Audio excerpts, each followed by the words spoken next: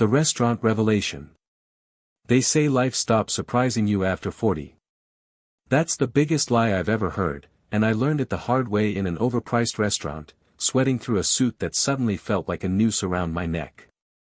I wasn't expecting a life lesson that Tuesday evening. I was just trying to impress Ashley, my 25-year-old girlfriend, at some fancy place downtown.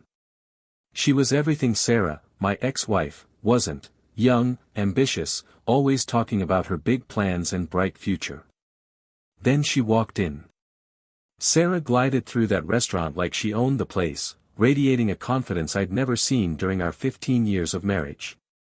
Her hair caught the light differently, her smile was genuine, and she moved with a grace that made my chest tighten. The man beside her, tall, silver-haired, distinguished, held her chair and whispered something that made her laugh. Really laugh. The kind of laugh that comes from deep inside, the kind I hadn't heard from her in years. "You okay?" Ashley's voice cut through my thoughts. "You look like you've seen a ghost." A ghost. That's exactly what it was, the ghost of the woman I'd thrown away 2 years ago because I thought I deserved better. Because I thought she'd gotten too comfortable, too quiet, too ordinary. But watching her across that restaurant, I realized I'd been dead wrong. Sarah wasn't ordinary at all. She was extraordinary, and I'd been too blind to see it. The man with her, I later learned his name was Robert, treated her like she was precious. He listened when she spoke, touched her hand gently, looked at her like she hung the moon. Everything I'd stopped doing years before I finally walked out. My appetite vanished. Ashley kept talking about her marketing job, her yoga classes, her weekend plans, but her words became white noise. All I could focus on was the couple 3 tables over, the way Sarah's eyes sparkled, how she seemed to glow from within. This wasn't the broken woman I'd left behind. This was someone reborn. When they stood to leave, Robert helped Sarah with her coat, his hand resting protectively on her back. As they passed our table, Sarah's eyes met mine for just a moment. No anger, no hurt, just a calm acknowledgement before she looked away and continued walking. That's when it hit me like a physical blow. I hadn't just lost my wife. I'd thrown away the love of my life, and she was thriving without me. "I need to go," I mumbled to Ashley, throwing cash on the table. But as I rushed toward the exit, one thought echoed in my mind: what had I done? The marriage that fell apart. That night, I couldn't sleep. Ashley had already passed out beside me, her makeup smeared across my pillowcase, but I sat up drinking whiskey and scrolling through old photos on my phone. Photo after photo of Sarah, always smiling at me, always believing I was someone worth loving. I needed to understand how I'd gotten here, how I'd become the kind of man who could walk away from 15 years of marriage for a 20-something with bright eyes and empty promises. 2 years earlier, I'd convinced myself our marriage was dying. Sarah had settled into routines that bored me, her evening walks, weekend gardening, quiet nights reading books I had no interest in. She wanted peace, I wanted excitement. She'd grown comfortable with our life, I felt suffocated by it. When Ashley appeared at my law firm as a paralegal, all energy and ambition, I told myself I deserved more than quiet dinners and predictable conversations. She laughed at my jokes, hung on my every word, made me feel young and important again. The affair started small, coffee meetings that ran long, working late on cases that didn't require overtime.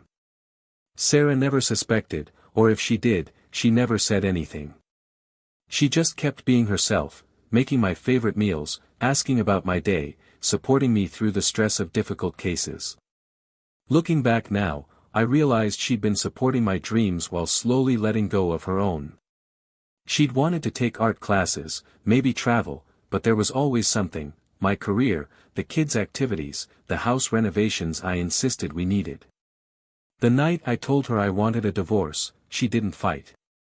She just cried silently, signed the papers when they came, and packed her things. I remember thinking she'd fall apart without me, that she'd come crawling back within months. Instead, she disappeared from my life completely. I heard through mutual friends that she'd moved to a small apartment across town, but that was it. No desperate phone calls, no attempts to win me back. Just silence. I'd expected her to need me. I'd expected her to prove that leaving was a mistake. Instead, she did something I never anticipated. She let me go completely and rebuilt herself from the ground up. And now, seeing her with Robert, I understood the terrible truth: Sarah hadn't been the problem in our marriage. I had been. I'd stopped seeing her, stopped appreciating her, stopped being the kind of man who deserved her quiet, steady love. But by the time I realized my mistake, it was already too late. The woman I'd thrown away had learned to live without me, and she was better for it. Confronting the truth. The next morning, hungover and desperate, I made a decision that would change everything. I had to see Sarah again, had to know if there was any chance of winning her back. I found her at her usual Saturday morning coffee shop, the same one she'd been going to for years. She looked up when I approached, and I saw something in her eyes I'd never seen before: complete calm. No anger, no hurt, just a quiet strength that made me feel smaller than I'd ever felt. "David," she said simply, gesturing to the empty chair across from her. "Sit." Up close, the changes were even more obvious. Her skin had a healthy glow, her eyes were bright, and she carried herself with a confidence that took my breath away. This wasn't the woman who'd cried when I left. This was someone entirely new. "You look..." I struggled for words. "You look incredible." "Thank you," she replied, no trace of the validation-seeking I remembered. She didn't need my approval anymore. I fumbled through small talk before finally blurting out, "I saw you last night. At the restaurant." Her smile was sad but not bitter. "I figured you might have." "Sarah, I stopped, unsure how to begin. "I think I made a mistake." She studied me for a long moment. "You didn't make a mistake, David. You made a choice. And honestly, you did me a favor." The words hit me like a physical blow. "What do you mean?" "I mean you freed me from a marriage that wasn't working. For either of us." I wanted to protest, to argue, but she continued before I could speak. "Robert is a good man. He's kind, supportive, and he treats me with respect." The implication hung in the air between us, that I hadn't, not for a long time.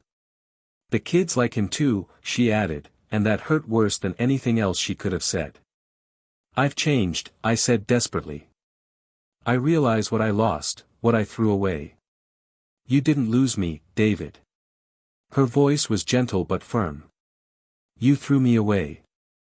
There's a difference." She stood up, gathering her purse with the same grace she'd shown at the restaurant. "I hope you find happiness," she said. "I really do. But it won't be with me." And then she was gone, leaving me sitting alone in a coffee shop with the devastating realization that some mistakes can't be undone. Over the following days, I wandered through my empty house like a ghost, seeing reminders of our life together everywhere: the garden she'd planted, the paint colors she'd chosen, the small touches that had made our house a home.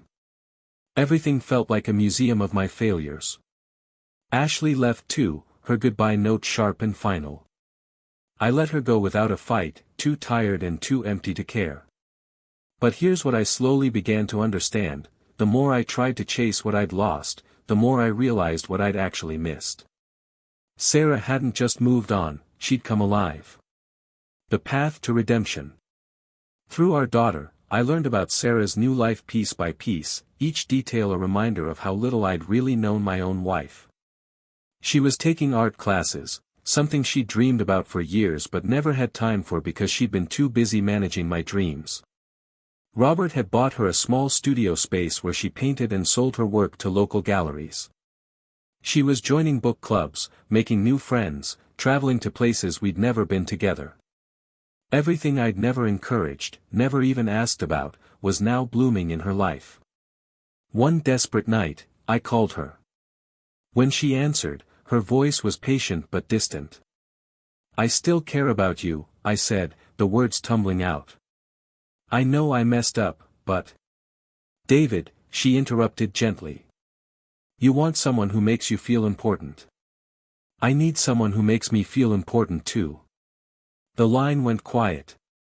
She was right, and we both knew it. It hurt to see them together around town, at the bookstore, in the park, holding hands like teenagers. But watching them, I began to see all the ways I'd failed her, all the ways I'd stopped trying years before I actually left. I'd never really seen Sarah for who she was. I'd seen who I wanted her to be, who I needed her to be for my own ego and comfort. That realization drove me to therapy. At first it was out of desperation, but then because I genuinely wanted to become someone better. My therapist didn't pull any punches. Make a list, she said during one session. Write down everything you ever appreciated about Sarah. Everything she gave without expecting anything in return. The list went on for pages. Her kindness, her sacrifices, the dreams she deferred for our family. I realized that real love is work, daily, patient, attentive work. And I hadn't done that work in years. Months passed. Sarah's life grew bigger and more vibrant while mine felt smaller, but also more honest. I started reaching out to my kids just to ask about them, not about their mother. I volunteered at the animal shelter Sarah had always loved. I even took painting classes myself, trying to understand what brought her so much joy. One afternoon, I ran into Robert at the grocery store. Instead of avoiding him, I did something that surprised us both. I thanked him. For what? He asked, genuinely confused. For loving her the way she deserves. He was gracious, even offering advice. Focus on being a good father, he said. And forgive yourself. She has.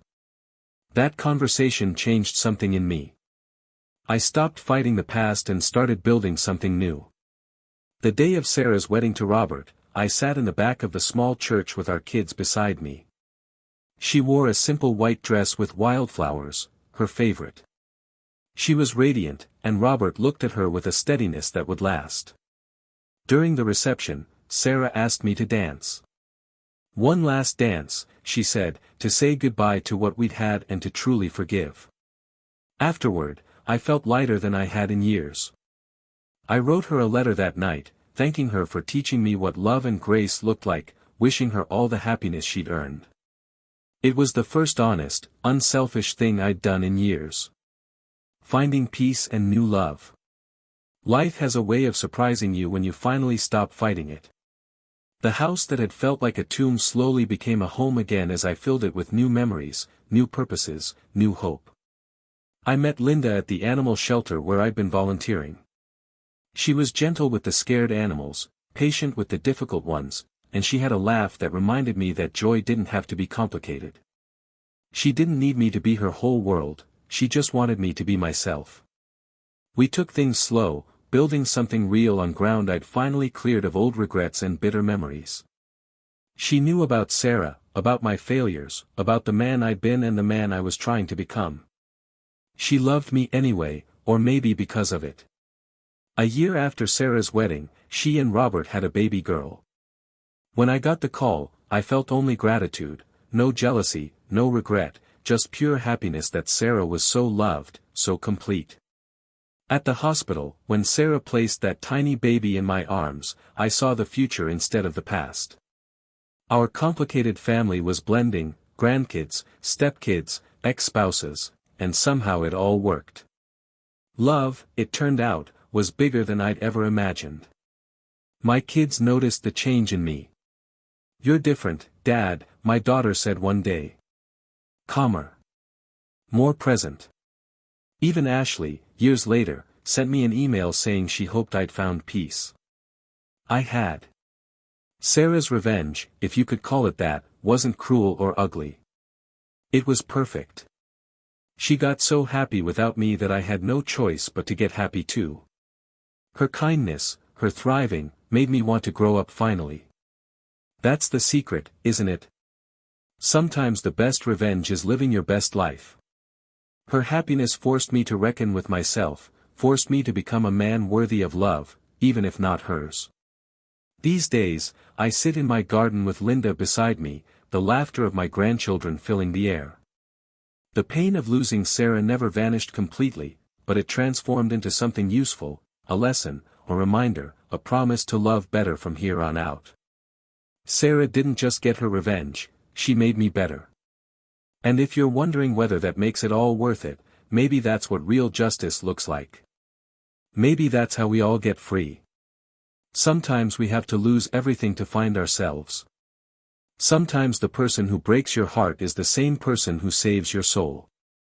Life stopped surprising me after 40. Not a chance.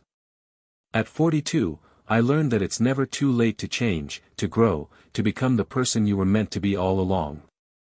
The man who walked out on his marriage for a younger woman was gone. In his place stood someone who understood that real love isn't about what you can get, it's about what you can give.